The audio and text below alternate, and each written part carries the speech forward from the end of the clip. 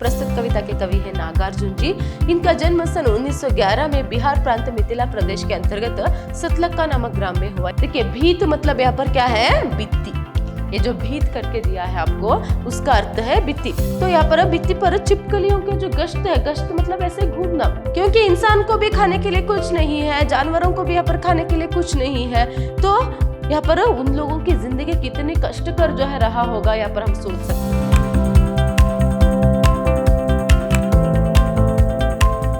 नमस्कार, मैं हूं हर्षिता, हिंदी लेक्चरर विद्याश्रम कॉलेज मैसूर। आज हम मैसूर यूनिवर्सिटी के 3rd सेमेस्टर बीकॉम की हिंदी पाठ्यक्रम से अकाल और उसके बाद कविता जो है उसे देखेंगे। कविता को देखने से पहले हमेशा की तरह हम कवि परिचय जो है वहां देखेंगे। देखिए प्रस्तुत कविता के कवि है नागार्जुन जी।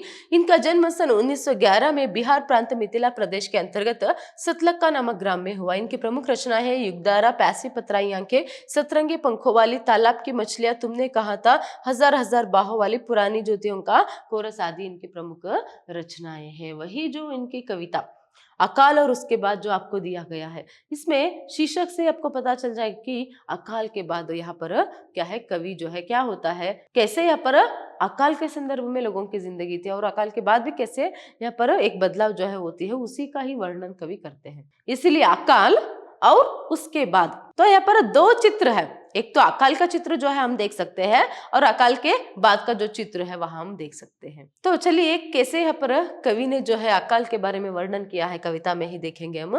कई दिनों तक चूल्हा रोया, चक्की रही उदास, कई दिनों तक कानी कुतिया सोई उनके पास, कई दिनों तक लगी भीत पर छिपकलियों की गश्त, कई दिनों तक चूहों की भी हालत रही शिकस्त। देखिए ये बहुत ही छोटी सी कविता है, तो ऐसे में क्या है यहाँ पर बहुत ही सरलता से जो है यहाँ पर कवि जो भी बात जो है वहां कहना चाहते हैं कहते हैं। तो कई दिनों तक चूल्हा रोया, चक्की रही उदास। देखिए यहाँ पर बहुत दिनों तक चूल्हा जो है यहाँ पर आप देख सकते हैं। तो ये जो चूल्हा है बहुत दिनों तक रोया मतलब उससे क्या है, बहुत दिनों से जलाया नहीं गया। और चक्की रही उदास, तो इसे ही हम चक्की कहते हैं।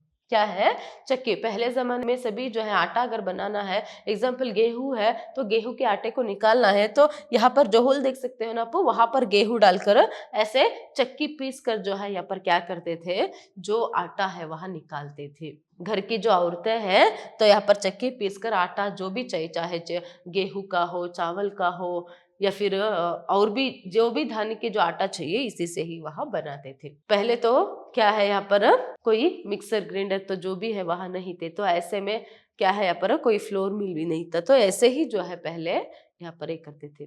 तो इसीलिए क्या है यहाँ पर कवि कहते हैं कि कई स्पेशली जो गरीब लोग रहते हैं, सोचिए अकाल पड़ जाएगा, अकाल पड़ जाएगा तो क्या है यहाँ पर गरीब लोगों की स्थिति जो है कैसे हो सकती है, जो उस दिन जो है यहाँ पर काम करते हैं और उसी दिन जो है वहां खाते हैं। तो ऐसे में अकाल पड़ने पर स्पेशली खेतों में काम करने वाले लोग, अकाल ही पड़ गया तो यहाँ पर धान्य ही जो है उन्हें नहीं मिलेगा, कोई आमदनी भी ऊपर से उन्हें नहीं है, तो ऐसे में उनकी जिंदगी कैसी हो सकती है। देखिए कई दिनों तक चूल्हा रोया, चक्की रही उदास, मतलब कई दिनों से चूल्हा जो है जलाया नहीं गया था और चक्की भी उदास थे। का अर्थ यहाँ पर क्या है, चक्की को भी कोई काम जो है यहाँ पर नहीं मिला था। घर में धाने ही नहीं है तो उसे पीसेंगे कहाँ से, आटा कहाँ से निकालेंगे, है ना।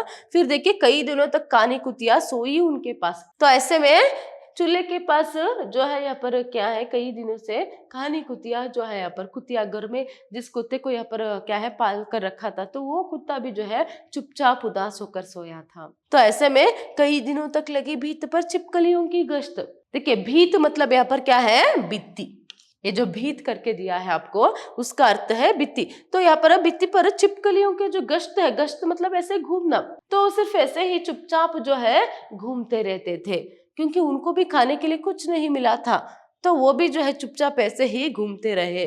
कई दिनों तक चूहों की भी हालत रही शिकस्त। देखिए यहाँ तक कि चूहों की भी जो हालत है वह शिकस्त हो गई थी, मतलब बहुत ही खराब जो है हो गया था, क्योंकि घर में दाने नहीं है। तो यहाँ तक क्या है, यहाँ पर चूहे और छिपकली सभी यहाँ पर भूखे हैं, और कानी कुतिया भी जो है, वो भी कुत्ता भी जो है वहां भी भूखा है, वो भी उदास होकर चूल्हे के पास जो है यहाँ पर सो रहा था बहुत दिनों तक।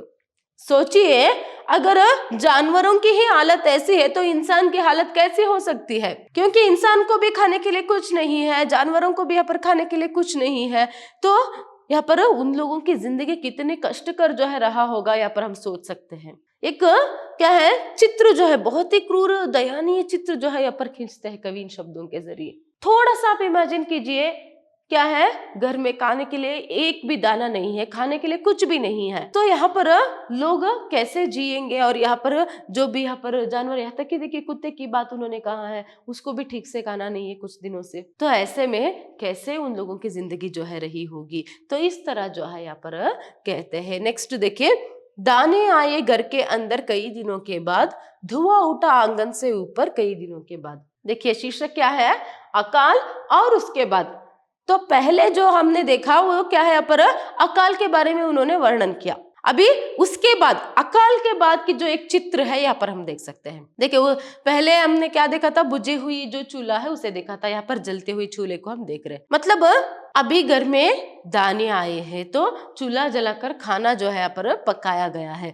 तो इस बात को वह कैसे कहते हैं, दाने आए घर के अंदर कई दिनों के बाद। ऐसे में अकाल हुआ उस समय कैसे भी जो है यहाँ पर लोगों ने काट लिया, फिर उसके बाद जो है पर क्या आते हैं, यहाँ पर दाने आते हैं घर में। फिर धुआं उठा आंगन से ऊपर कई दिनों के बाद। धुआं उठा मतलब धुआं उठने का अर्थ यहाँ पर क्या है, घर में चूल्हा जलाया गया। तो यहाँ पर आज से 60 साल पहले से भी जो है यहाँ पर क्या है, उससे भी पहले से भी गाँव में जो है यहाँ पर स्पेशली किसान लोग या फिर गाँव में लोग, छोटे गरीब जो लोग रहते हैं, उन लोगों के घर में यहाँ पर क्या है, चूल्हा ही था। तो ऐसे में क्या है, वो चूल्हे में ही खाना बनाते थे। तो ऐसे में आंगन से ऊपर धुआं उठने का अर्थ है उस घर में खाना बन रहा है, पक रहा है करके। तो इसीलिए वह कहते हैं, चमक उठी घर भर की आंखें कई दिनों के बाद। देखिए घर में दाने आने के कारण, कुछ दिनों से भूखा रहने पर घर में बाद में दाने आए, तो उसके कारण घर भर की आंखों में एक चमक जो है आई। घर भर की आंखों में मतलब चाहे इंसानों की आंखों में हो या फिर क्या है, वो जो कहानी कुतिया के बारे में कहा था उसकी आंखें हो, यहाँ तक कि चूहे, छिपकली, सभी घर में जो भी यहाँ पर क्या है प्राणी है, मनुष्य है, सबकी आंखें जो है पर चमक उठी, क्योंकि क्या है, घर में दाने आए हैं, घर में खाना जो है पक रहा है। कौवे ने खुजलाई पांखें कई दिनों के बाद। यहाँ तक कि कौवे ने भी पांखें जो है खुजलाई अपनी कई दिनों के बाद। देखिए कौवे का पांखें खुजलाने का यहाँ पर तात्पर्य क्या है, यहाँ तक कि कौवों को भी ठीक से अकाल पड़ने के कारण उन्हें भी ठीक से धान्य या फिर जो भी खाने के लिए जो है वहां नहीं मिला था। तो ऐसे में क्या है, घर के बाहर आकर वह भी कुछ तो खाकर जो है यहाँ पर तृप्त होकर अपने पांखें जो है खुजला रहा है।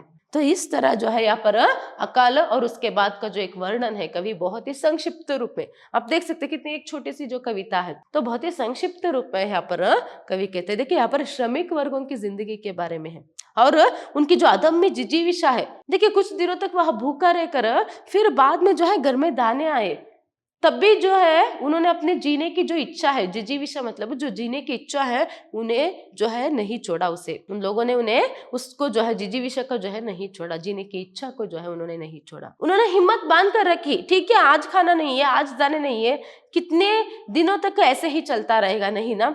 अभी बुरा समय है तो नेक्स्ट अच्छा समय तो आएगा ही। अभी रात है तो कल सुबह तो जो है पर प्रकाश जो है आएगा ही जिंदगी में। अभी हम भूखे हैं, कल तो खाना खाएंगे ही, अभी कल तो सब कुछ अच्छा, मतलब कल में से चाहे कुछ दिन हो सकते हैं मगर हम जो है यहाँ पर अच्छे से जिंदगी गुजार सकते हैं। ये जो उम्मीद है, ये जो एक इच्छा है जीने की, वही इच्छा वही उम्मीद जो है हमें हर मुश्किलों की परिस्थिति में लड़ने की जो एक ताकत है, हिम्मत जो है वह देती है। तो इसीलिए हिम्मत के साथ हमें क्या करना है, जो एक जीने की इच्छा जो है मेन वही है, एक्चुअली जीने की इच्छा। वो श्रमिक वर्ग के लोग हैं, तो ऐसे में इतना मुश्किल होने पर भी कुछ दिनों तक उन्हें भूखा भी रहना पड़ा, फिर भी वो जीवित थे, क्योंकि कल सुबह जरूर होगी। इसका मतलब कल खुशियां जरूर आएंगे। तो यही जो है सब में यही मनस्थिति होना बहुत ही जरूरी है। इसीलिए इस कविता को आपके पाठ्यक्रम में दिया गया है। ठीक है, आज कोई प्रॉब्लम है, आज कोई मुश्किल है, दुख है, ठीक है रहने दो, क्योंकि दुख के बाद सुख आएगा ही, सुख के बाद दुख आएगा ही, यही तो जीवन चक्र है।